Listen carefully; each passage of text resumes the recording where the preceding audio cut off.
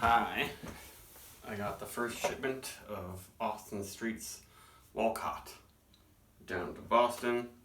I've had this beer a couple times before, like it quite a bit. They call it a smoked brown ale. It is, from what I remember, quite dark and thick.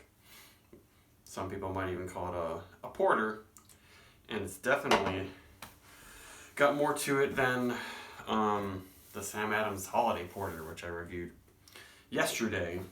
And it's about the same strength, but that beer was like, there's not much going on.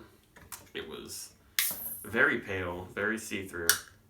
We'll see if this is a little bit more brown than black, but I love smoky beers, and especially ones that aren't, big stouts that have just like a smidge of smoked malt and a bunch of other intense things like hops or chocolate or coffee to cover it up. So let's do it. Yeah, 5.7% alcohol. There's a touch of haze in there that might make it look a little bit darker, but yeah, that looks black. They could have called this a porter. And in England, they could have called it a stout. No can dating, but I think it's pretty fresh. Wow.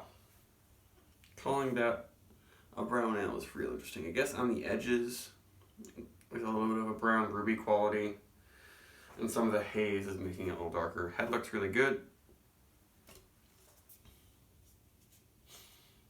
but Austin Street, one of those Portland breweries that makes a lot of different styles and does them all pretty darn good.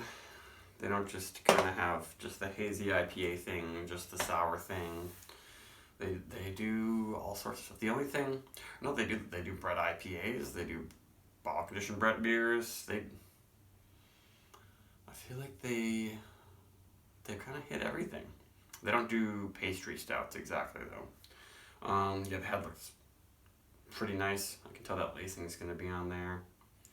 Some big bubbles and some dense ones. A nice meaty smoke on there. It's not as intense as your classic Bomberg Rauch beer from Schlenkerla, but yeah, that's maybe if not bacony, it's a little bit like a smoky hot dog.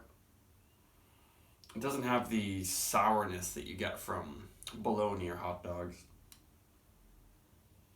That's just what comes out right away, this campfire deliciousness. Maybe a hint of like molassesy type stuff happening. But it's mostly just like char, maybe some like espresso-y type things almost. But I mean, I don't think they use a huge amount of roasted barley in here. That's what they do. They call it a brown ale. So brown ales rarely have roasted barley unless it's like some crappy brown ale where it's mostly pale malt and they add a dash of roasted barley just to make it brown. Yeah, I don't know. I'd be interested in what malts they use exactly in this one. But yeah, spicy. The hops I think are coming through too. Some spicy hops and some smoky wood and smoky meat a little bit.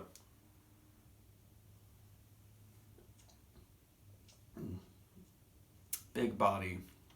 Continues to smoke. Wow. This is up there in the smokiness. This is pretty close to some of the Schlenkerler beers actually. It's not a lager. So it's pulling some of the smokiness a little bit more to like a cherry. A little bit of a dark cherry. Maybe not raisin or fig, but it reminds me of a really fruity, complex coffee